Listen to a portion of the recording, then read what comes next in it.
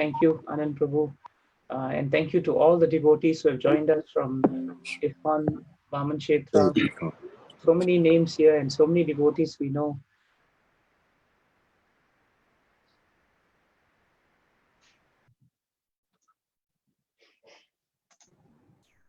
Can you hear me? Yes, Prabhuji, we can hear you now. Okay, fine. Yeah. So today's topic is an interesting topic. It is very relevant because it actually discusses the pastime of Prithu Maharaj, who was an exalted personality and an empowered incarnation of the Lord, as well as his time spent with Indra. It's an interesting pastime that happens in the fourth canto, and it's an important pastime because the pastime tells us how when two seemingly exalted devotees of the Lord can sometimes actually have what we call envy, matsara, come between them, and the effects of envy when it actually affects our devotional life. And what should we do? And what can we understand about envy? Bhagavatam is so practical that it gives you so much through its translations, through its pastimes. And Srila Prabhupada actually chews this wonderful ripened fruit of Bhagavatam and gives us even more juice through his super excellent purports. So let us try and understand this pastime, and let us try and understand what Srila Prabhupada is trying to explain to us and what Shukadev Goswami is also giving us through the pages of Bhagavatam. Om Ajnana Timirandasya Jnananjana Shalakaya Chakshurun Militam Yena Tasmai Shri Guruve Namaha Narayanam Namaskritya Naram Chaiva Narottamam Devim Saraswatim Vyasam Tato Jayam Mudiraye. Before reciting this Srimad Bhagavatam, which is the very means of conquest, one should offer respectful obeisances unto the personality of Godhead, Narayana, unto Nara Narayana Rishi, the supermost human being, unto Mother Saraswati, the goddess of learning, and unto Srila Vyasadev, the author. Nasta Prayeshu Abhadreshu Nityam Bhagavata Sevaya Bhagavati Uttama Shloke Bhaktir Bhavati Naishtiki.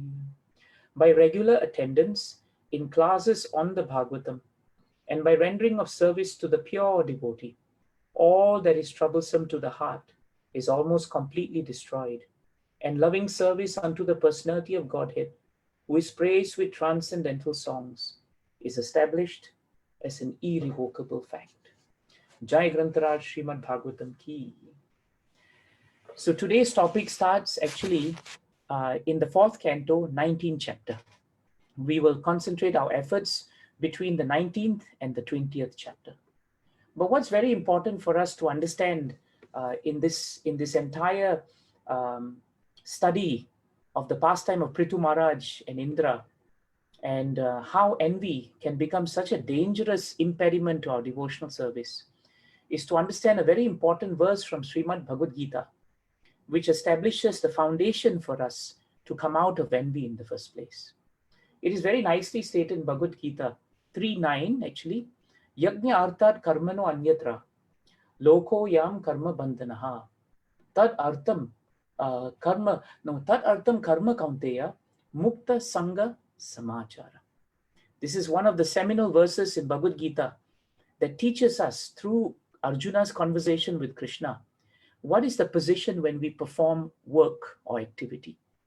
And actually it is very nicely stated by Krishna that actually work that is done, it will always be done as a sacrifice for Vishnu. This is the first thing that as devotees we must always remember. Whether you are working, whether you are in any activity, in whatever position that you take as father, mother, husband, wife, any activity that you do is considered work. But it must always be done as a sacrifice for Vishnu. Sacrifice means that we actually forego something for something higher. So even though work may appear sometimes to be difficult, but we perform it because it is pleasing to Krishna. And work has to be performed, and it must always be offered to Krishna. If we try to keep the results of the work to ourselves, Prabhus and Matajis, and if we become very attached to the results of the work and to an activity or even a service, what will happen is that we will not offer it to Krishna. We will want to keep it to ourselves. And that will cause bondage to this material world. It is known as karma bandhanaha. Therefore, Krishna tells Arjuna, O son of Kunti, perform your prescribed duties, but you do them for his satisfaction, meaning Krishna's satisfaction. And in that way, you will always remain free from bondage. This is very important for us to keep in mind, because the moment we forget this, what very often happens, and Bhagavatam will demonstrate it, is that we will come to a point where we forget and falsely think that we are the proprietors and the owners of everything that we have. And that is when all the difficulty comes. And that is when envy eventually comes. That's why our Guru Maharaj always liked this verse from the second canto, 4th chapter, 20th verse. There Shukadev Goswami, very lovingly requests Krishna to be merciful to him. And how does he do that? He invokes the mercy of the Lord by actually praying and glorifying the Lord as the master, the director, and the controller of all the different agencies of this universe. Shriya Patir, Yajna Patir, Prajapati, Dhyam Patir, Lokapatir, Tarapati, Patir Gatischandaka Vrishni Sadvatam, Prasidata me Bhagavan Satam Patihi. So in that verse, Shukadev Goswami says so nicely that Krishna, you are the worshipable Lord of all devotees. So Krishna is the only object of worship for all devotees. There is no one else and nothing else we should worship. But very often when we think something belongs to us, we worship it actually. And we hold it very tightly. Then he says, you are the protector and the glory of all the kings like Andaka and Vrishni of the Yadu dynasty. In other words, wherever Krishna is born, people may think that he was born into something auspicious. But actually, Krishna became the crest jewel of anything he touched, and not the other way around. Then he says that Krishna, you are the Lord of all opulences. In other words, all the goddesses of fortune, Lakshmi ji, everyone, we are all running after that, but they are running after Krishna. Then he says, Krishna, you are the director of all the sacrifices, Yajna Patihi. And this is what 3.9 is telling us, that actually all sacrifices should be directed to Krishna because he is the director of all that comes out of sacrifices. And therefore, he alone can be the leader of all living entities. Why? Because the definition of a leader is one who maintains everything. When we falsely think that we are the one maintaining our families, maintaining this house, then we think we are proprietors. And when someone threatens what we think belongs to us, we become envious. And that is the root cause of envy. And then Shukadev Goswami says, Krishna, you are the controller of all intelligence, Dhyam Patihi. Krishna alone is the one who gives us intelligence. And Krishna is the proprietor of all planets, spiritual and material. Prajapatihi, Lokapatihi. And he takes form as the supreme incarnation on earth. And then he is known as Dharapatihi. And after saying all that, then Shukadev Goswami says, please be merciful upon me. So these 2 points are very important. And that's why it is very important to keep these 2 verses at the background as we understand this nice pastime. Now, if you look at the topic, actually, we use the word, century. I don't play cricket personally. In Singapore, we only played football. But then when I was doing this topic in university, all the students, devotees, who were from India, whenever I mentioned 99 and 100, they always remember this pastime according to cricket terms. And they said, Prabhu, it's easier to remember because a century is considered like the holy grail of cricket.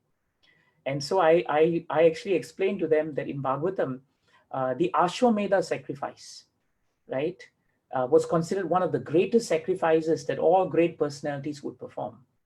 But Bhagavatam tells us that the holy grail of Ashwamedha sacrifices is actually to perform 100 Ashwamedha sacrifices.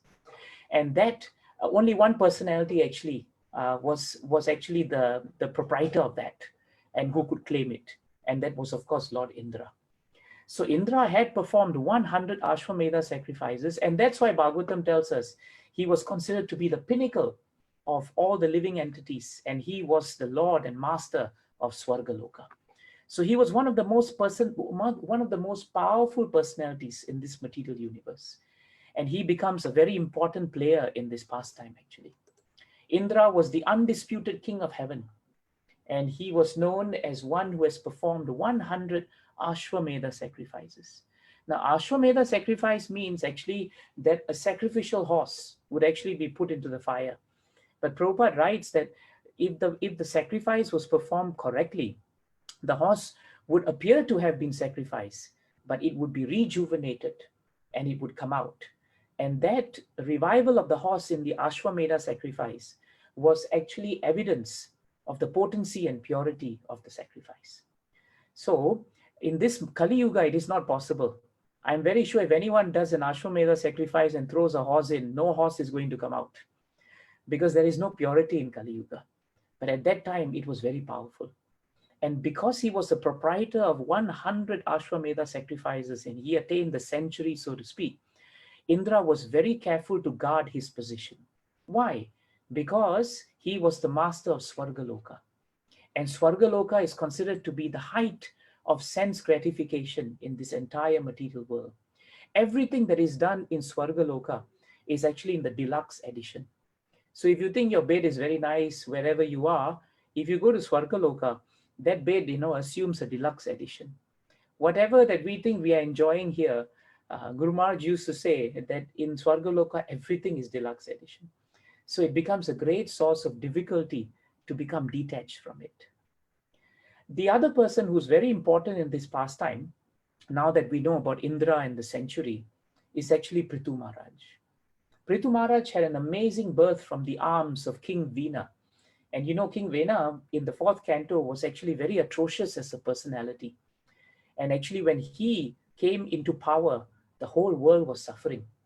And eventually the Brahmanas and the spiritual advisors, they had to kill King Vena on the strength of his impiety. And what happened was, because of his impudence and blasphemy of the Supreme Personality of Godhead, unlawfulness was reigning in the kingdom. And eventually, because of the power of the Brahmanas, that king's body was actually preserved, and ultimately it was churned to produce what we call the Nishada race, who represented all the ill qualities of King Vena. But also from the churning came the great plenary of the plenary portion of the Supreme Personality of Godhead. And who was that? It was King Prithu and his queen, Queen Archi. So we understand, therefore, from Bhagavatam that Prithu Maharaj is considered to be what we call an empowered incarnation of the Lord. We know it as Saktika Vesha. That means he has Sakti and Avesha.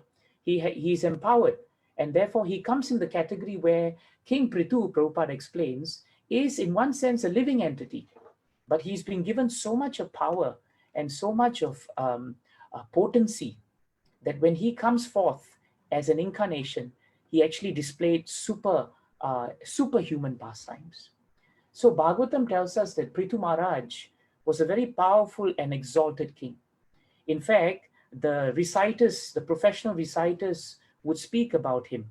And one very important verse about Prithu Maharaj that's very nice is in the 4th canto, 16th chapter, 7th verse, 4:16:7. And this verse is very important for all leaders in Krishna consciousness, because it tells us how we should actually be examples. Prithu Maharaj was actually very, very kind to all his citizens. And even though a poor person may trample over the king's head by violating the rules and regulations, Bhagavatam tells us Prithu Maharaj, out of his causeless mercy, he would be actually forgetful and forgiving. So these were two qualities of Prithu Maharaj that are very nice. Prithu Maharaj was always forgetful and forgiving. We have this term that we say, forget and forgive. Very often we may try to forget something, but inside our heart, we don't forgive. That's why Shastras tell us, if you don't forgive someone, you can never forget what they have done to you. But 4:16:7 tells us Prithu Maharaj, as the protector of the world, he was as tolerant as the earth itself. Very, very tolerant. And even if his citizens were to trample on his head, Bhagavatam tells us, he was forgiving of them. And this is the mark of a devotee. And that's why all devotees are naturally leaders. So the pastime starts actually at the point where Prithu Maharaj, once when he became the powerful protector of the entire earth, he decided to initiate the performance of what we call the Ashwamedha sacrifice. But he decided to do 100 of them. And so he started by the river Saraswati, very auspicious place. And that land was known as the land of Brahmavarta. And it was controlled at that time by Swayambhuva Manu. So Bhagavatam tells us, when the king of heaven, Indra, heard about this Ashwamedha sacrifice, Bhagavatam tells us that he considered that King Prithu was going to exceed him in fruitive activities. This is an important point. It comes in the second verse of the fourth canto, 19th chapter. In 4:19:2, Prabhupada actually describes how Indra felt. When Indra heard that Prithu Maharaj was going to actually try to do 100 Ashwamedha sacrifices, he thought that this Prithu Maharaj is going to exceed me in fruitive activities. This is the first clue to understand about the nature of envy.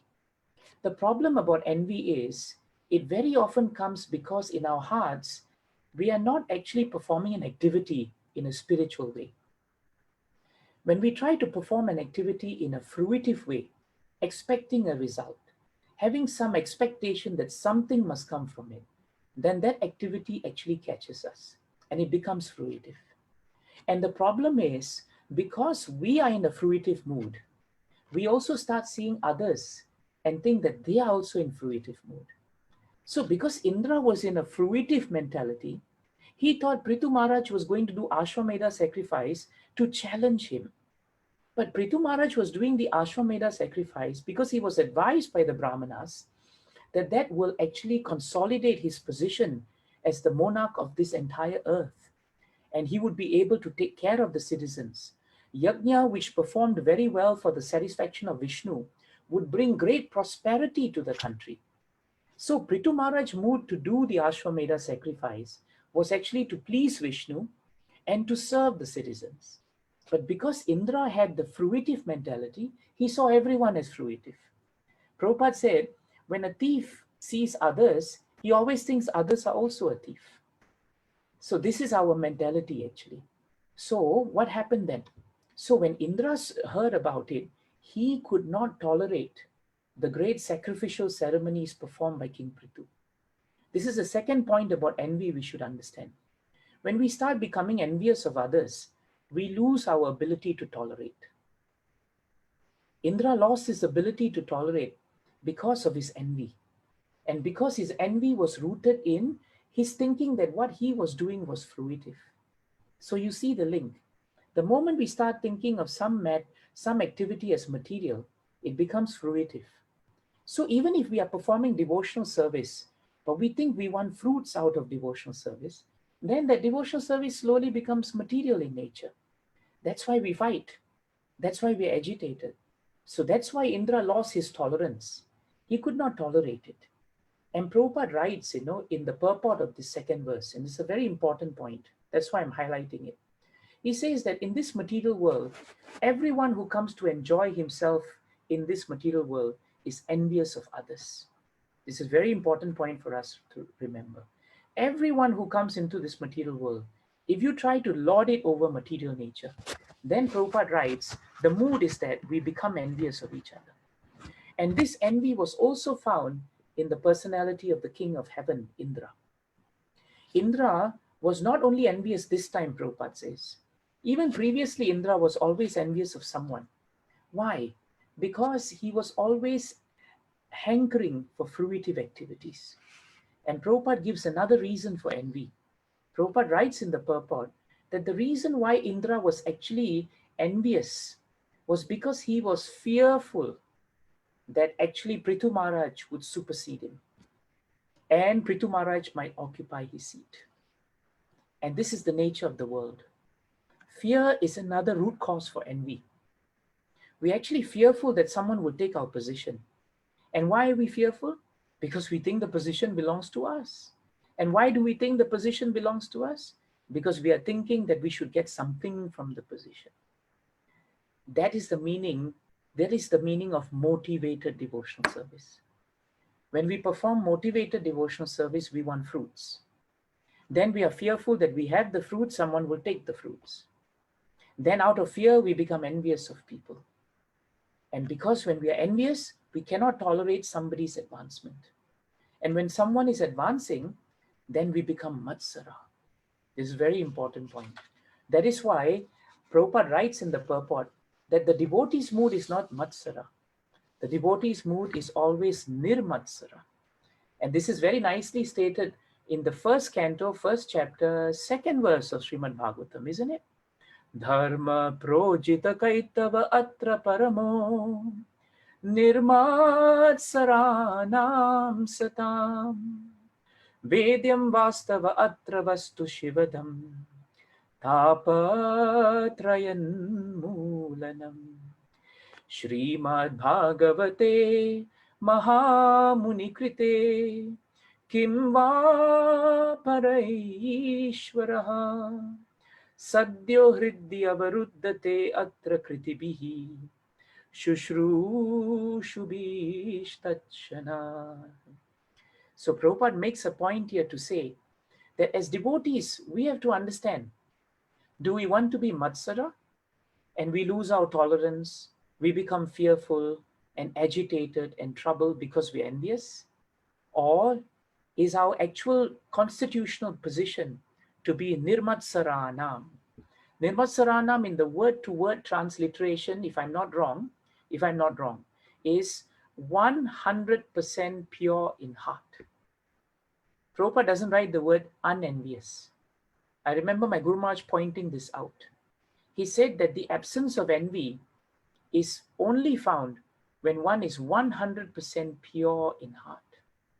So actually, the way to come to Bhagavatam would only allow us to actually approach Bhagavatam. Krishna will only allow us to approach him if we reject any religious activity which are materially motivated.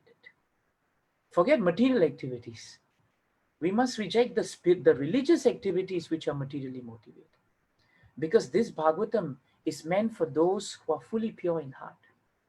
Yes, those who are not fully pure in heart can also read Bhagavatam.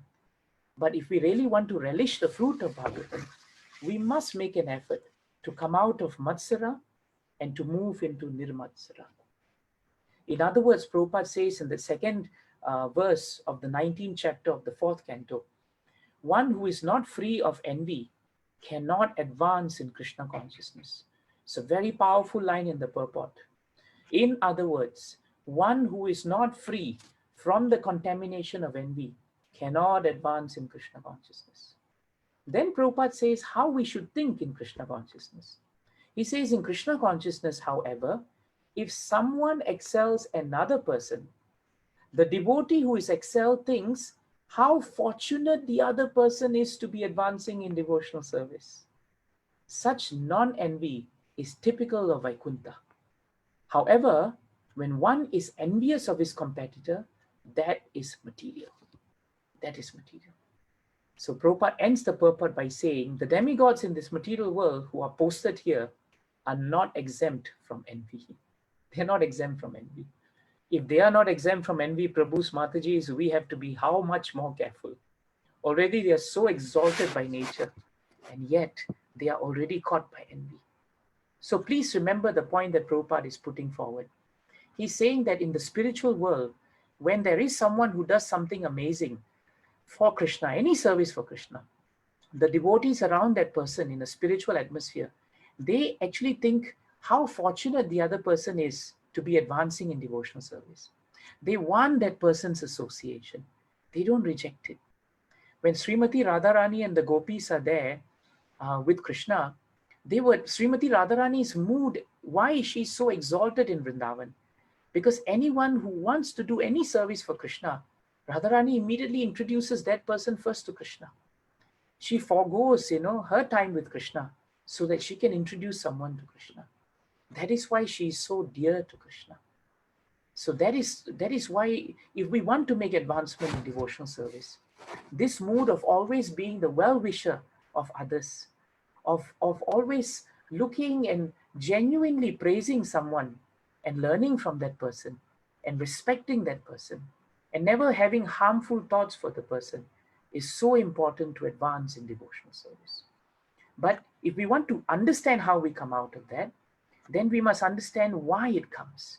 And that's why Prabhupada has said very nicely, the moment you start doing something with fruitive activity like Indra did, you will become envious because you're fearful that you will lose the fruit. And when you're fearful that you will lose the fruit, you will lose your tolerance of people. You'll become impatient. You'll get angry. And that's what happened to Indra. Now, the Supreme Personality of Godhead, Krishna, Super Soul, when he saw that Prithu Maharaj was performing this Ashwamedha sacrifice, the first one that he did, he was so happy that Bhagavatam tells us he came down personally. He came with all the residents of Gandharva Loka, the great sages, the Apsaras, everyone. They came from all over the world, because all over the three worlds and the spiritual world, because the Lord came. And when he came, he became so pleased with Prithu Maharaj. And all the great sages, everybody came. And in that place, because of the Lord's blessing, the moment that Ashwamedha sacrifice finished, the entire land that was under Prithu Maharaj, it became milk producing. Why? Because as I explained earlier, the performance of the yajna by Prithu Maharaj was really meant for the satisfaction of Krishna. Krishna knows, the essence of our heart, isn't it? He's Bhavagrahi Janardana.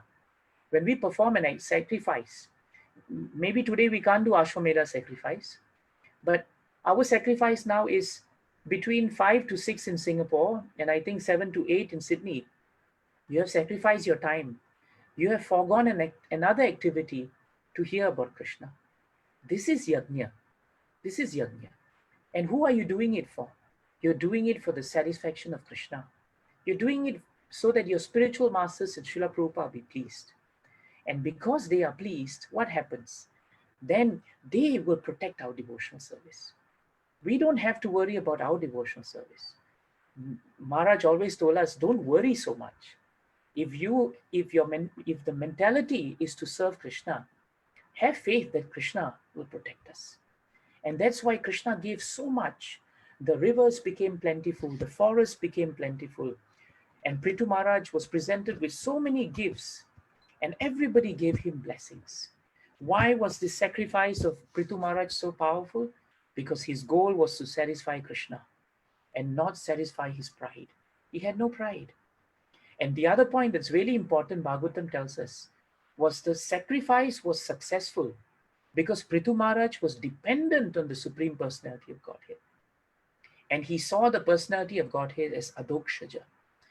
And when he performed these sacrifices, he was superhumanly enhanced by the mercy of the Supreme Lord.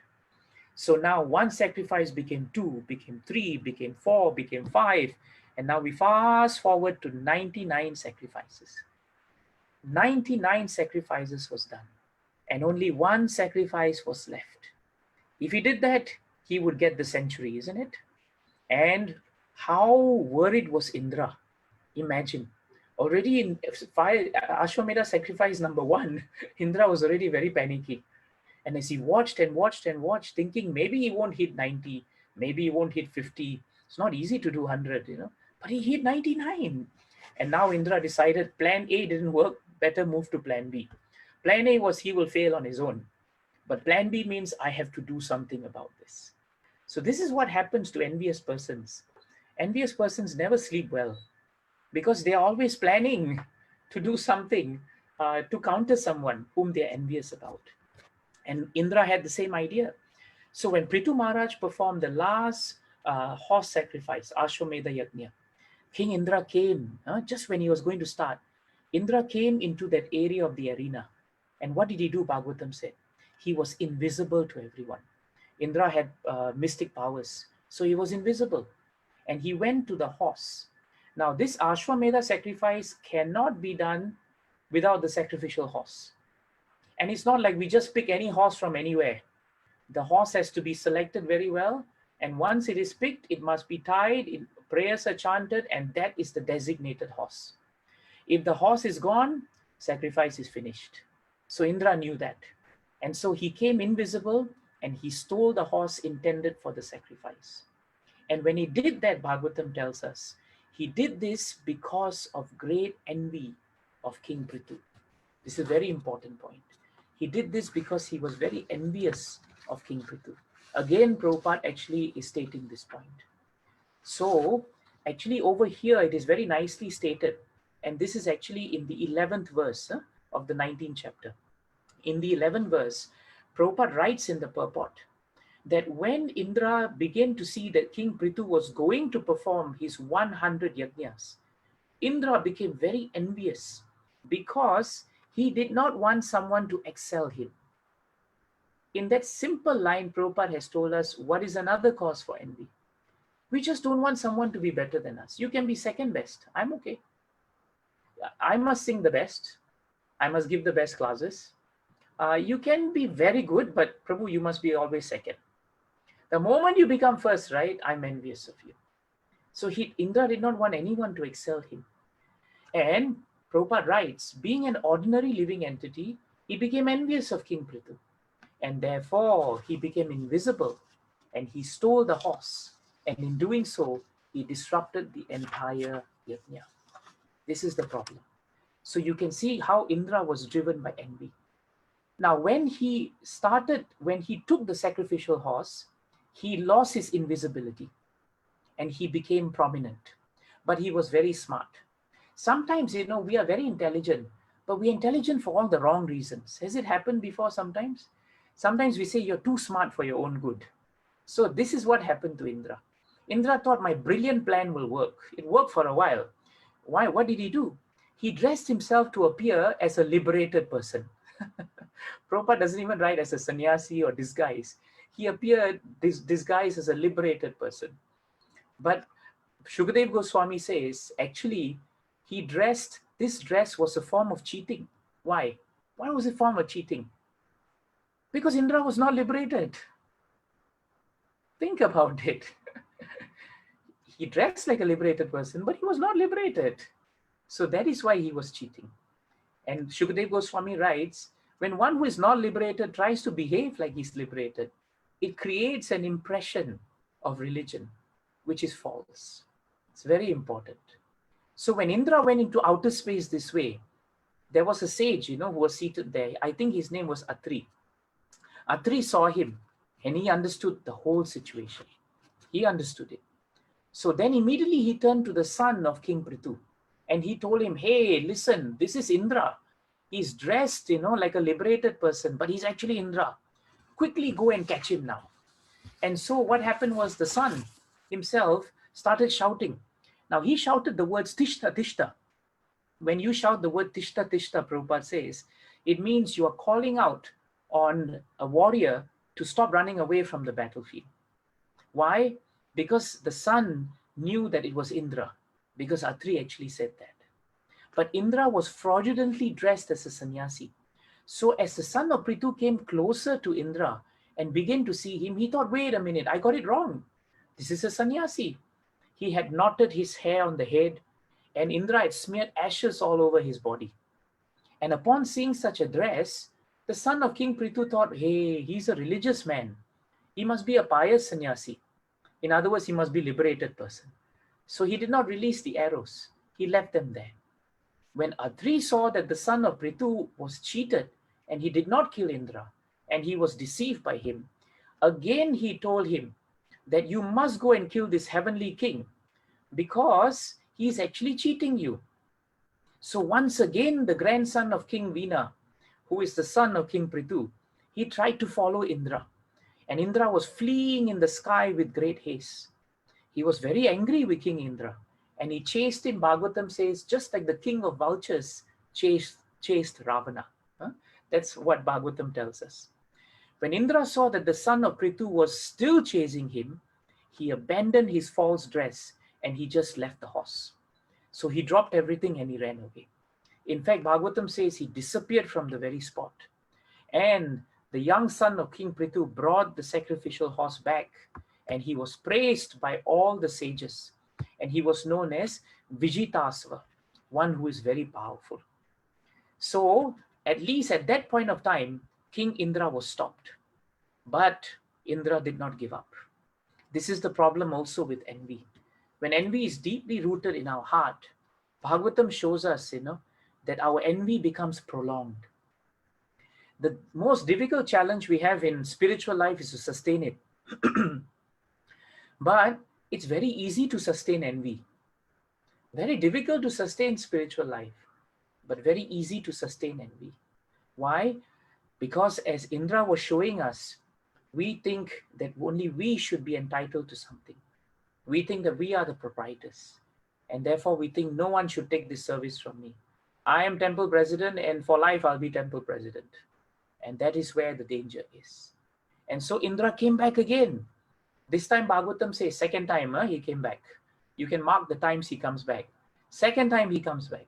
And this time he brought a dense darkness over the arena. So nobody could see for a while. The sages were all getting ready. Everyone was getting ready for the century. But he covered the whole scene in this way. And again he took the horse. It was chained with golden shackles. But what are golden shackles next to Indra's powers? Indra took it away.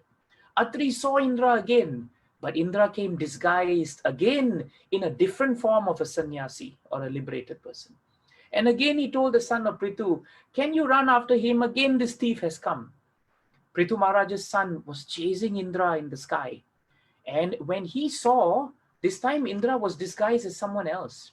He was not wearing ashes, he didn't have knot, but this time he was carrying a staff, and on top of the staff was a skull. So actually he looked like one of those sannyasis that you sometimes see in Kali Yuga, They carry a skull. They are known as kapaliks actually. And they move around with ashes, and they're always living in the graveyard. So this time Indra came in this kind of disguise. And he wore saffron. And so when he saw that he was wearing saffron, again the son of Prithu, even though he was angry, he placed the arrow to the bow. But then when he realized that it was actually a sannyasi, he hesitated. But when Atri said, don't hesitate, it is Indra, he was about to shoot it, when again Indra abandoned the false dress of the sannyasi and gave up the horse, and he made himself invisible. So one more time Indra left. And when this son took the horse back, and at that point of time, Bhagavatam tells us one thing. Since the day Indra came in the form of a disguised sannyasi, when he was not a sannyasi, since the day he introduced this cheating mentality of wearing dhoti kurta, perhaps, or wearing the guise of a sannyasi, but not behaving actually like one, from that day, Bhagavatam tells us, it was Indra who introduced that this cheating propensity of men with a poor fund of knowledge, who think that they can wear dresses like sannyasi and beg and have deep-seated sense gratification, but actually they are not surrendered to Krishna. So Bhagavatam tells us whatever different forms that Indra assumed as a mendicant was actually because of his desire to seize the horse. It had nothing to do with his desire for liberation. And actually Bhagavatam says these became the symbols of atheistic philosophy, because there was no faith in Krishna. When we want to try and pretend to be a devotee, it is as good as becoming atheistic. Powerful statement from Bhagavatam, very powerful statement. And that is why we should be extremely careful not to behave like an imposter. Why is this part of the activity and pastime important? Because it shows us one thing, Prabhus and Matajis. When we start becoming envious of someone, we lose our ability to tolerate them. When we lose our ability to tolerate others, what happens is, because we are envious, our character and our behavior starts becoming degraded. Did you notice how Indra's behavior became degraded? Such a noble personality who's actually in a post, given to him by the Lord. Actually, constitutionally, Indra is a very worthy personality. But sometimes Bhagavatam uses examples like the Devatas to show us living entities that envy can touch anyone, anytime. If Indra was perfect, Prithu was perfect, everybody was perfect, then there'll be no Bhagavatam. And we won't learn anything. So sometimes people ask this question, why is it, that we have in Bhagavatam great personalities like Indra doing this? We should not criticize Indra. But somebody has to play the role of the envious personality, isn't it? So by Krishna's arrangement, it is Indra. So instead of looking at Indra, Indra should be the mirror for us to look into ourselves. That is the whole point of Bhagavatam. And that is why in Bhagavatam it is stated so nicely that you can see how when we become very difficult, when we become envious by nature, it will impact our conduct as devotees. Indra started having a cheating mentality. At all costs, he wanted to take away the horse. Frankly speaking, it was childish behavior, coming with magic, trying to steal the horse, and then dressing up. He did not even want to be Indra to steal. At least be Indra and say, no, I don't want you to, I want you to stop at 99. I think Prithu Maharaj would have handled that better. But if you come disguised as a sannyasi when you're not a sannyasi, when you come and display to the world that you are very renounced, but actually you're stealing the horse because you don't want someone to get the position of the conqueror of heaven, then under what conscience can we wear the dress of a devotee? So Prabhupada writes in these purports that actually all these disguises are symbolic representations of sinful activities. And when we behave, when we pretend to be sannyasis, when we pretend to be liberated when we are not, actually our envy and purification of the mind does not exist. We actually degrade further and further and further. So this was Indra's challenge. And this came because of his envy. And his envy came because of his fear. And his fear came because he forgot who was the proprietor. It was never him. He forgot he was servant. And this is the forgetfulness of the living entities. This is the reason why we are in this world, Prabhus and Matajis. We have forgotten that we are supposed to serve. We have forgotten that when we satisfy Krishna, we become more than satisfied. We have forgotten that when we forgo something for Krishna, and when we see Krishna and the devotees becoming pleased, therein lies our satisfaction. When we forget that, then the dangerous path of envy will spiral. And before we know it, we'll just go down. Now, what was Prithu's response to this? Now, this is the part where the plot thickens. Prithu Maharaj became very upset. As a king, as a Kshatriya, of course he had the right to be upset. But now he was constantly remembering, he was constantly harassed by the idea that actually Indra was trying to stop him, prevent him from actually becoming also the proprietor of a century of sacrifices. So what did he do? Prithu retaliated. He picked up the bow, he picked up an arrow, and he prepared to kill Indra himself. Why? Because as a king, he had a right to. Indra had introduced irregular sannyas orders. If you read text 26 of this chapter, it is nicely stated by Shukadev Goswami. Prithu Maharaj behaved as a Kshatriya king, and he wanted to stop Indra's movements because he was introducing asampradayas. He was introducing pretense. He was introducing motivation. He was introducing cheating religions. And that is not Bhagavatam. Bhagavatam is nothing to do with cheating. But when the priests saw that Prithu Maharaj was going to try and kill Indra, the priests all told him, my dear Prithu, please don't kill them. Don't kill him. You are a great soul. In this fire sacrifice of Ashwamedha, only an animal can be sacrificed. You cannot kill Indra and then think that it is also a sacrifice. This is the directions given by Shastras, and we cannot break it. Then the priest said, my dear king, Indra's powers are already reduced. due to his attempt to impede the execution of your sacrifice. This is a very important point, very important point. Indra's powers have already been reduced. This is the result of envy. When we are envious, Bhagavatam tells us, whether we like it or not, whether we like it or not, our powers will become reduced. We may think that, no, as a devotee, I can still remember my verses, I can still do everything very nicely, but we don't realize that envy will actually kill our consciousness. And this point is nicely stated in Bhagavatam. It is collaborated and corroborated by 7th canto, 15th chapter, 19th verse of Bhagavatam. In that chapter, this verse has no purport. And I remember Maharaj very specifically emphasized on this verse because he said the verse is so clear, it has no purport. But it is a warning to all devotees and brahmanas. In other words, devotees with brahmanical tendencies, which is all devotees. And what does the verse tell us? Asantushtasya viprasya tejo vidya tapo yashaha shravanti indriya lauyena jnanam chaiva avakiryate. Asantushtasya means one who is not self-satisfied. Viprasya means brahmana or devotee. Tejaha, strength. Vidya means knowledge or education. Tapaha means austerity. Yashaha means fame.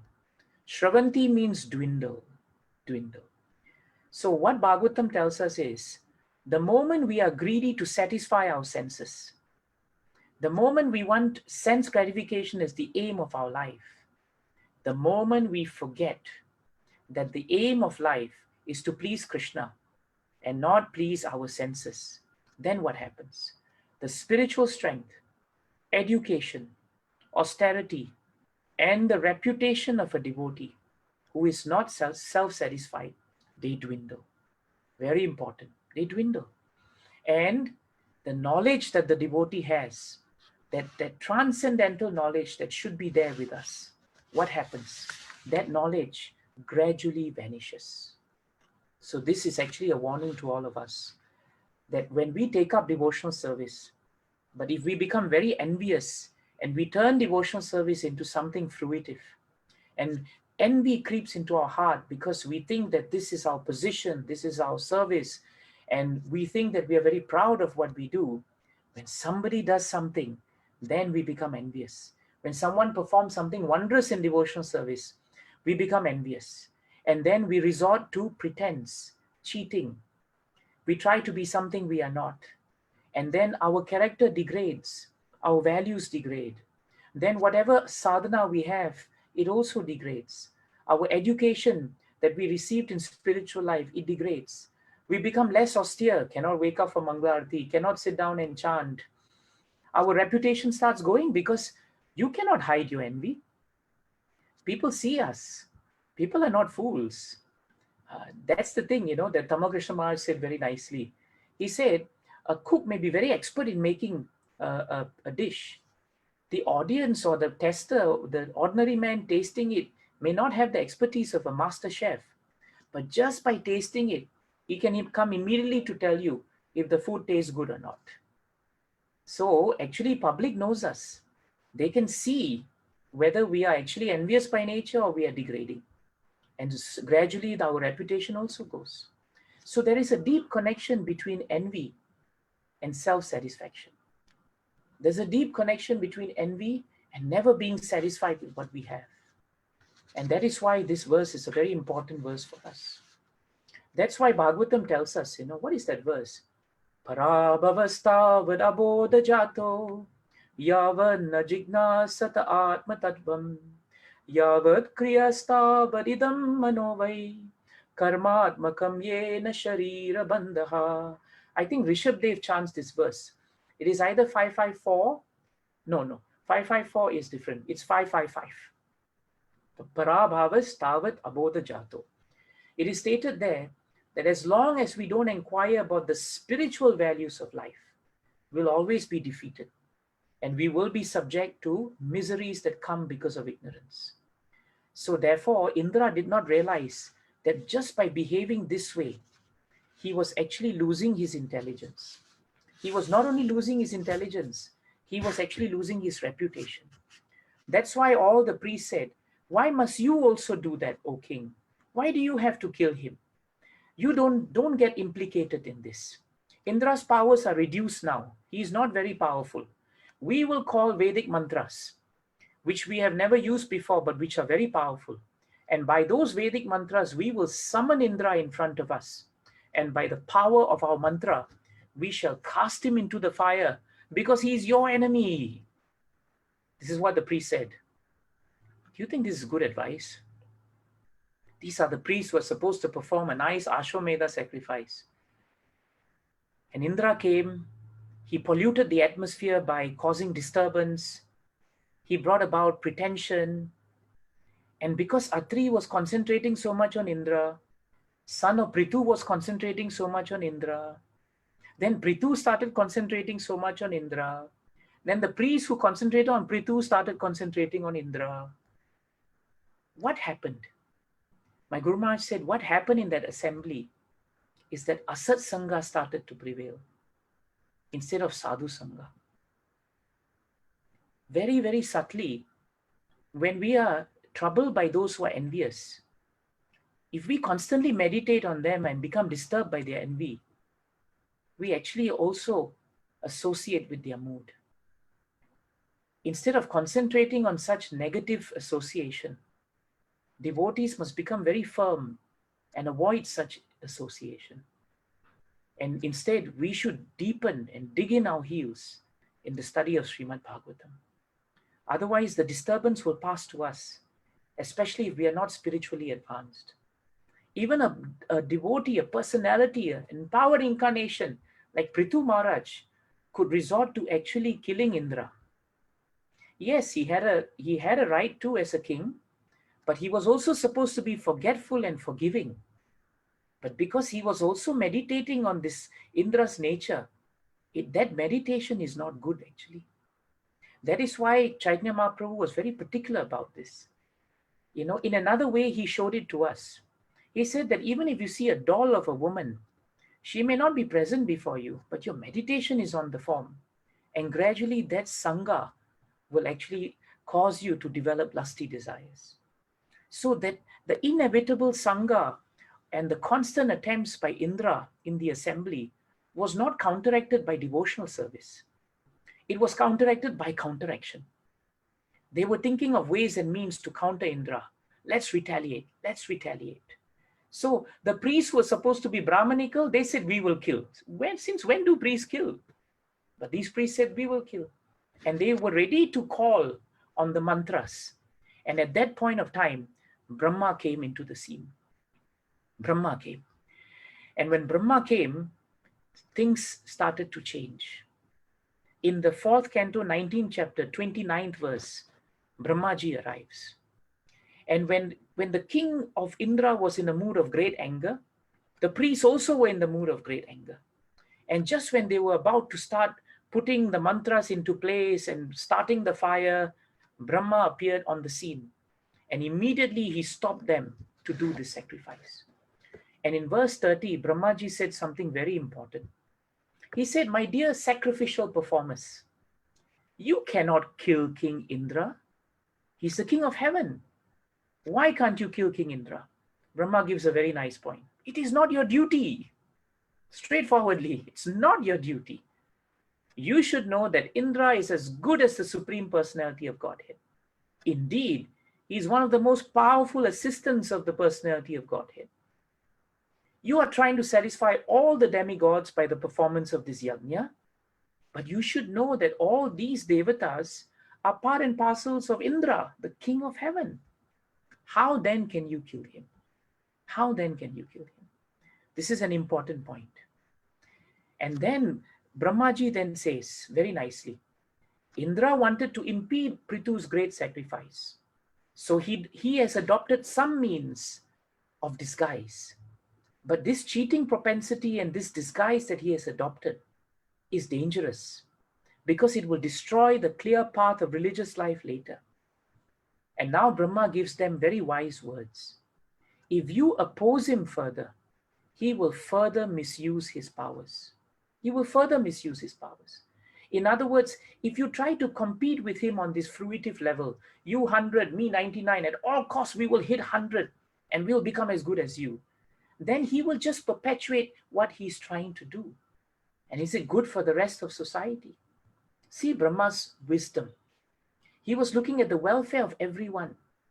Unfortunately, the priests who were there were not thinking of the welfare of everyone.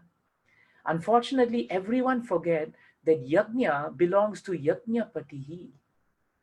The object of the yajna was to please Krishna. The goal was completely put aside because of Indra's disturbance. And the priest became caught into it. Prithu Maharaj's son became caught into it. And Prithu Maharaj also was caught into it. And now he says very nicely, in the 32nd verse of the 19th chapter, Prithu Maharaj says, Brahma says now to Prithu, let there be only 99 sacrificial performances for Maharaj Prithu. He's the authority, right? So he says, enough. The solution to this is 99 is enough. Brahma then turned towards Maharaj Prithu and he told him, my dear King Prithu, you are aware of the path of devotional service and liberation. What is the use of performing more sacrifices? Is it really necessary? Is it really necessary? And here Prabhupada says very nicely that frankly speaking, the Ashwamedha sacrifice is not very important. What is more important, Prabhupada writes, is whether we remember the goal of the sacrifice. That is why Prabhus and Matajis, when we are performing devotional service, we should never forget very clearly what is the goal of our existence.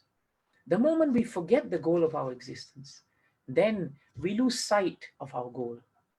And disturbance of the mind, Prabhupada says in his purport to 331 of Bhagavad Gita, he says disturbance of the mind is due to want or lack of a goal. What a nice point. Disturbance of the mind is due to lack or want of a goal. So anytime in devotional service we become disturbed in our service, it's because we have forgotten the goal. We want to do a century. We want to make sure I have 108 flowers for Janmashtami. You give me 107, I'm disturbed. But 107, 108, it's a number. That's what Prithu Maharaj was trying to, Brahma was trying to tell Prithu Maharaj. 99 or 100, what does it matter? This is not cricket. This is devotional service. It's devotional service. That's what he was trying to tell him. And so therefore, what Brahmaji was asking for, yes, Prithu Maharaj had a duty to perform the sacrifices. But if he continued prodding Indra, Indra would continue to introduce cheating forms of religion. So Brahma said, let's come to a compromise. Your 99 sacrifices will be accepted as 100. What a nice point. Fulfilled by the blessings of Lord Brahma.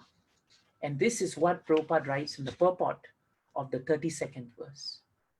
And so now we come to the crux of the pastime of Prithu Maharaj and Indra. And this is the advice Brahmaji tells him before he winds down his time with Prithu Maharaj. And this verse is such a nice verse in Bhagavatam. We should all put up this verse, when we wake up in the morning. It is found in 4:1934 of Srimad Bhagavatam.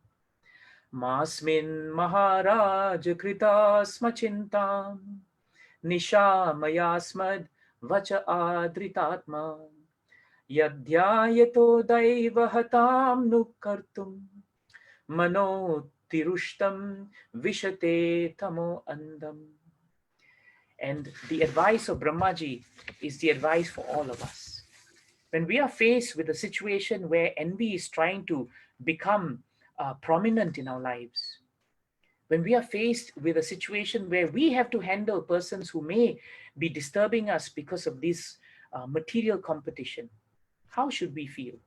Brahmaji is saying, my dear king, do not be agitated and anxious because your sacrifices have not been properly executed. Don't be anxious. This is due to providential impediments. Kindly take my words with great respect. We should always remember that if something happens by providential arrangement, we should not be very sorry. The more we try to rectify such reversals, the more we enter into the darkest regions of materialistic thought. That is why that counteractive point disturbed the priest, disturbed the son of Prithu, and it caused Prithu Maharaj also to counteract. Because he did not accept the reversal of his 99 going into 100 as Krishna's hand. But when devotees see the hand of Krishna, then the reversals, we don't try to rectify it artificially. We increase the quality of our devotional service. We become forgetful and forgiving. We tolerate. And if someone is doing better than us, we learn from them. When we learn from them, Krishna protects our devotional service. So Prabhupada writes in the purport of this very nice verse, even saintly and religious persons have to meet with reversals in life, but they are all providential. Yes, there is sufficient cause for us to be unhappy, but one should avoid counteracting such reversals because we become implicated and we go into the darkest regions of material anxiety. In the verse, it is materialistic thought, but in the purport, Prabhupada says the darkest regions of material anxiety. And then Prabhupada ends with this nice line that can become a mantra for all of us. We should tolerate things instead of becoming agitated. We should tolerate things instead of becoming agitated. And Brahma ends this pastime by saying, stop the performance of these sacrifices. Do not induce Indra to perform more difficulty. And please remember, King Prithu, you are empowered by the Supreme Personality of Godhead. Your duty is to be exemplary as a king. Do not become agitated by this. And always do not forget that you are here to perform welfare activities for others. And that is the meaning of the word Sudhiya. Sudhiya means one who is the most intelligent. In the next chapter, 423, very nicely it is stated, Sudhiya sadhavo loke, naradeva narottamaha. A king is one who is advanced in intelligence. And what is the sign of advanced intelligence in devotional service? Always performing welfare activities for others. And very nicely, Shukadev Goswami says in 423, an advanced human being is never malicious to others. Never malicious to others. And Prabhupada wraps up this pastime by saying how we can come out of envy. We can come out of envy by always remembering that we should always be forgiving by nature. We should not be very malicious to others, even if others are envious or if others are doing better than us. We should learn to see discrepancies and we should forgive. Prabhupada writes in that purport, if there is any discrepancies, he forgives. And Prabhupada ends the purport by saying, it is said that forgiveness is a quality of those who are advancing in spiritual life. Such a nice point. And now, Prithu Maharaj very humbly bowed at the feet of Brahma and he submitted to Brahma's advice. This is such a nice point. The moment Prithu Maharaj submitted to Brahma's advice, his heart became free. He became light. Bhagavatam tells us he became very light. In other words, his heart became cleansed of all material contamination. And it is nicely stated that his mind became broader and transparent. And he could see things very clearly. And he became situated in peace because he saw Krishna as Satchit Ananda Vigraha. And then at that moment in time, because he stopped competing with Indra, who came? Krishna came. The Lord himself came. Did he come alone? No. He came with Indra. He came with Indra. Indra, who was trying this and that, finally he came meekly with the Lord. The Lord praised Prithu Maharaj and said that I'm very pleased, Prithu, with how you have handled this situation. And I'm very pleased because of your forgetful, forgiving, and your lack of malicious feelings in your heart. And this was what pleased the Supreme Personality of Godhead. And at that point of time, after Krishna had spoken so highly of Prithu Maharaj, in 4/20/18, And we'll end with this verse. In 4:20:18, Prabhupada translates this verse very beautifully. As King Indra was standing by after Krishna had spoken so nicely and he was so pleased with Prithu Maharaj, Indra became ashamed of his own activities. This is a very nice point. This is the mood of a Vaishnava. Even though sometimes we may be challenged by material thoughts, because essentially devotional service has become our life. Krishna is so kind that just by his association with Indra, see how kind he was. He dragged Indra. Indra was reluctant, but he dragged him. No, you come. Imagine you have a fight with someone. You don't want to see the person. Then suddenly your spiritual master says, now come and see him. You say, no, Maharaj, I don't want to see him. No, you just come with me. Just that sadhu sangha that Krishna gave Indra made Indra repentant in his heart. And that is how we come out of envy. He became ashamed of his own activities and humbly he fell down before Prithu to touch his lotus feet. Did Prithu Maharaj stand there and say, finally, very good, you fell at my feet? No, he didn't do that. When Prithu Maharaj saw Indra falling at his feet, Prithu Maharaj immediately picked him up and embraced him in great ecstasy and gave up all envy against him for having stolen the horsemen for the sacrifice. So this shows us that because of that Asat Sangha, even Prithu Maharaj reacted to Indra out of envy. That's why in 4:20:18, Shukadev Goswami says that Prithu Maharaj gave up his envy when he embraced Indra, because he was also a devotee. And who was in the center of all this? Krishna. So when we put Krishna in the center of our relationships with devotees, whatever envy we have in our hearts, they will eventually go. This is the royal road to conquering envy. If we don't put Krishna in the center, our activities will become fruitive. Then we will be fearful because we think we are proprietors. Then out of fear, we will react with envy when someone does something wonderful. Then we will not be forgiving. We will be malicious. We will find ways and means to do something to actually check their advancement. And in doing so, we will degrade. Our intelligence, austerity, everything will go. Our reputation will also go as devotees. And so Prabhupada writes royally in his wonderful purport. Indra decided to fall down at the lotus feet of King Prithu. But the king was so magnanimous a Vaishnava, he did not want Maharaj Indra to fall down at his feet. Instead, Prithu immediately picked him up and embraced him. And both of them forgot all their past incidences. Now, this is the point.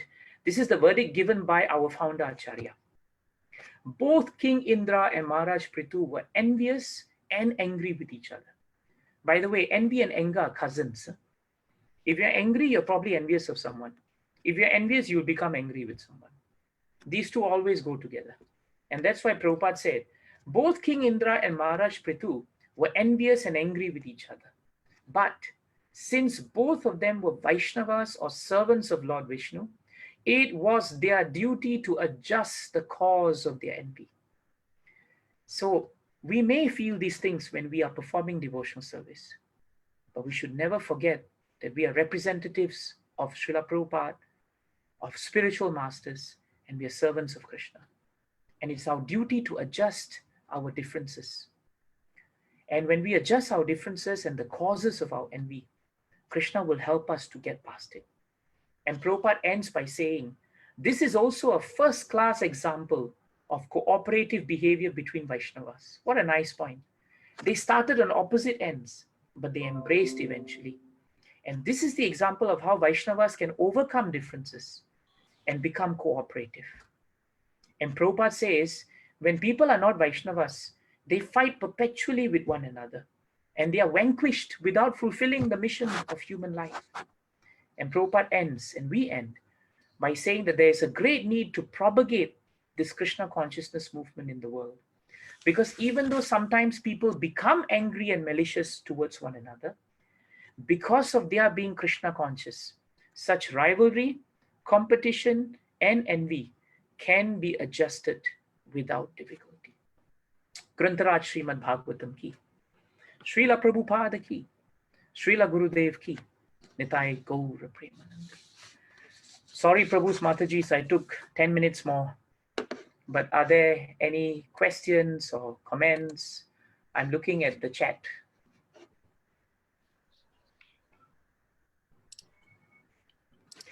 Okay, there's a question here. If we try to perform devotional service to the Lord and expect His mercy for doing more or getting sanction for going back home to Godhead, is that considered fruitive? Very nice question. The answer is straightforward. When we perform devotional service, we perform it to satisfy Krishna. If we don't know how to satisfy Krishna, we study how to satisfy Krishna by studying Prabhupada's purports and his books. But our mood is that we are nothing without Krishna. So we always pray for the mercy of Krishna. But when we pray for the mercy of Krishna, we don't shackle Krishna. We must accept that he is Supreme Personality of Godhead. So praying for the mercy of the Lord is not fruitive, because a devotee understands that the mercy of the Lord, without the mercy of the Lord, we are nothing actually. So one who recognizes that the mercy of the Lord is what is the reason why we can do anything, that devotee actually naturally becomes humble. That devotee naturally also becomes tolerant, because he sees all the situation as the mercy of the Lord. So that is not considered fruitive. Praying for the mercy of the Lord is always the mood of a devotee.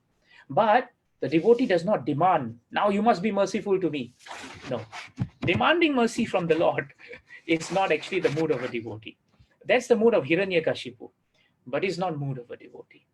But if the devotee sees he's in trouble, in difficulty, he doesn't say, oh Lord, you're not merciful to me. No. The devotee sees even the trouble and difficulty as mercy of the Lord. So then it is not fruitive. I hope that is useful. Next question. Why does Krishna make a demigod like Indra prove to be envious so many times? I think I answered it through the course of what we were discussing. Some personalities in Bhagavatam are meant to perform and take on certain responsibilities of teaching us something. Just like people question sometimes, why did Parikshit Maharaj put a garland of a dead snake on someone? It is an unusual thing for a pure devotee to do. But if he didn't do that, we wouldn't be sitting down today having a class on Srimad Bhagavatam. So sometimes Indra's actions here may have appeared quite surprising because of envy. But because he behaved in this way, we have learned so much about the nature of envy. We have learned about the qualities that bring about envy. And we have also learned how to adjust envy. So this is a very valuable thing for us. Our respect for Indra and the Devatas should never be compromised, Prabhus and Matajis, because they are still very exalted personalities. Imagine how much confidence Krishna must have entrusted in these Devatas for them to perform all their services. Krishna is a Supreme Personality of Godhead. I'm sure he knows how to employ people. So we should have faith in Krishna that these Devatas are very qualified because he has actually chosen them. Okay, one more point here from Shamanan Prabhu. No, it's okay. That's anything else that comes up? Well, some of it is private. I'm not sure whether private I should say anything about it. I suppose I'll write to you privately if that is the cause, if you want me to do that. Shamanan Prabhu is typing something here. In the meantime, let me look another one.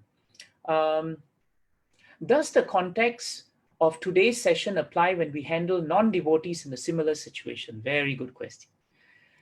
For us as devotees, it doesn't matter which living entity we work with. Envy is envy. Fire will burn anything, anywhere. Envy, if we allow envy to grow in our heart, and we say, well, what to do? We have to counteract outside people, non-devotees with envy. But we are the ones cultivating that weed in our hearts. So it is very dangerous. So actually, even though persons outside may not behave as devotees do, though sometimes even devotees struggle to behave the way devotees should, but at the same time, we should always remember Krishna is in the heart of everyone. And everyone is pre-qualified to receive bhakti. That is why the mood of Prithu Maharaj in the beginning was stated. That actually, we are not envious of anyone. And we should always have one nice prayer in our hearts, that we should always pray, that somehow or another, this whole universe will always be full of non-envy. That's a very important mood for us to have. 589 of Srimad Bhagavatam will answer this question. This is the mood that Prahlad Maharaj prayed in this prayer. Swastiyastu vishvasya kalaha prasidatam dhyayantu bhutani shivam mitodiya manascha badram bhajata dadoksaje aveshyatam no matirapi ahaituki. Prahlad Maharaj mood is the mood that we must learn from. May there be good fortune throughout the universe, and may all envious persons be pacified. May all living entities become calm by practicing bhakti yoga. Why? By accepting devotional service, they will think of each other's welfare. So whether someone is a devotee or not, we have accepted devotional service. So we must think of others' welfare. And we must never have this mood of being envious or cheating. We should never be malicious, whether people are devotees or not. So let us all engage in the service of the Supreme Transcendence, Lord Sri Krishna, and always remain absorbed in thought of him. So that prayer 589 is very helpful, actually. What others are there? Let me just see.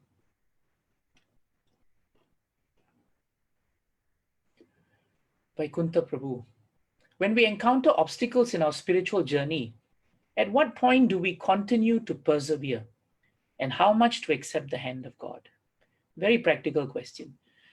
When the obstacles come, they are known in Bhagavad Gita as Sarva Durgani. I think 1857 or 58. Mat Prasada Sarva Durga. Sarva Durgani Mat Prasada. In other words, Krishna says, when obstacles come in front of us, if we are dependent on Krishna in our devotional service, then even when we encounter these obstacles in our spiritual journey, we persevere with our devotional service. Even if the obstacles are there, we persevere in our devotional service. Sometimes these obstacles may obstruct our activities. We should continue to perform the activities as to the best that we can. But as stated by Brahmaji in the verse Masmin Maharaja, we should not become unduly agitated, because we should see that even though we are trying, if Krishna doesn't want, then there may be obstacles. A devotee is naturally humble. Sometimes a devotee says, these obstacles are because of my previous karmas.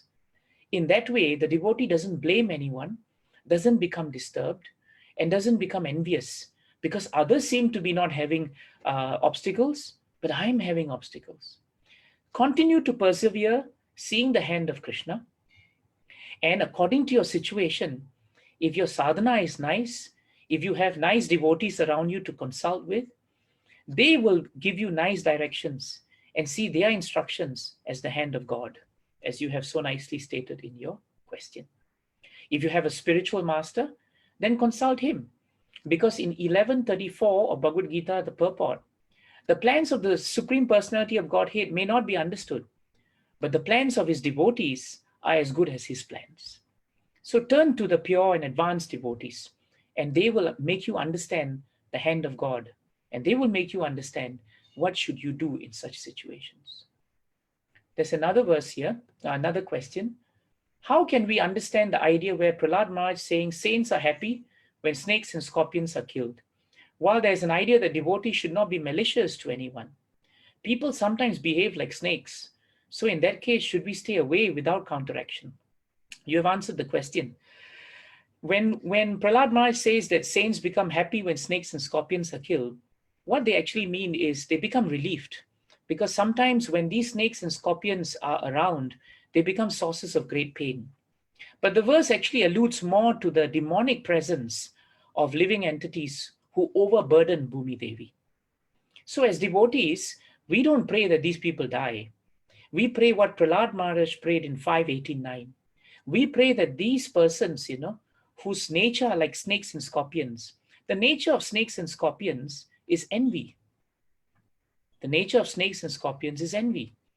That is why snakes and scorpions are malicious, in the sense that they react very instantly to attacking. Of course, they don't have the malicious attitude of the reasoned human being, but the nature is that they will react very quickly. So we should understand that when we have a demonic mentality, the chances of us reacting and counteracting in a very malicious, envious way is very strong. And that is why we should destroy that tendency in our hearts. By destroying the tendency in our hearts, we become saintly and we become happy. So Prahlad Maharaja's prayer in 589 is very deep, because he's really praying that if we get rid ourselves of envy, then actually this whole universe will become very pacified. Pacified means we become peaceful. So yes, persons sometimes behave like snakes. They do. But what we should do is, we should understand their behavior. But as far as possible, don't have sangha with them. But if we have to handle them, then we should handle them with full faith in Krishna, being firm, but at the same time, increasing our sadhana and never concentrating on them so much that we become disturbed and agitated by them. If you're in a situation where you can avoid them, best. But in Kali Yuga, it's becoming more difficult. So that is the fine art that we have to balance ourselves. Okay, last point. Shamanan Prabhu said, I can answer that question for the congregation. So thank you, Shamanan Prabhu. The question is, after Indra made his attempts to steal the horse, Prithu Maharaj became very upset. What was the cause for this anger? Was it out of frustration, or was it because he wasn't able to do the sacrifice for Krishna's pleasure? When, like Prithu Maharaj, we become frustrated in our service, what should we do? Very good question. The answer is actually found in this pastime. We understand that Prithu Maharaj wanted to perform the sacrifices so that he could discharge his duty as a king, bring plenty to the kingdom. So he wanted 100. But along the way, he got so caught up with the idea of 100 sacrifices that Brahmaji had to come and give him sadhu sangha to advise him that the goal is not 100. The goal is to satisfy Krishna. The goal is not to become disturbed by an envious person like Indra. And the goal is not to allow him to continue propagating this cheating religion. So actually, Brahmaji told him, reminded him, and Brahmaji is reminding all of us, that yes, Indra did something that was not right. But why should we do something that is not right also? Two wrongs never make a right. That is the basis of how envy reacts in this material world. So that's why Brahmaji said, cut down the envy. Your 99 is enough, because the goal is not 99. And then when he heard Brahma, because he submitted himself to that sadhu sangha, he became purified. His consciousness was revived to what his goal was. And so he stopped where he was. And when he stopped it there and then, the Supreme Personality of Godhead came and he became very pleased with him. So that shows us that when envy is coming to our hearts, but if we can understand that all living entities are part and parcel of this world, and Brahma reminded him that Indra is also part and parcel of this world. He is not different from you. So why to get frustrated with him? So if someone takes up a service that we are doing, then we should accept that our time for doing the service has passed. And if someone can do it better, why should we become frustrated?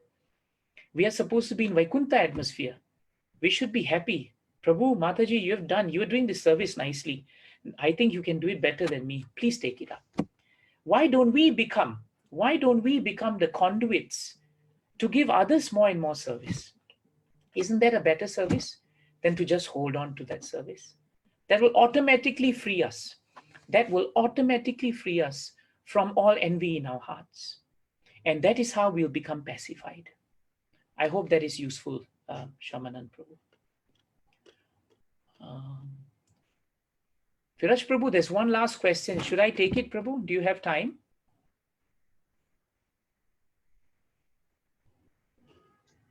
Yes, Prabhu, you can take it. Very short, but very nice. Doesn't chanting help us to eradicate envy and anger? Yes, it does. That's why we use the word devotional service. Devotional service means a combination of our chanting, sadhana.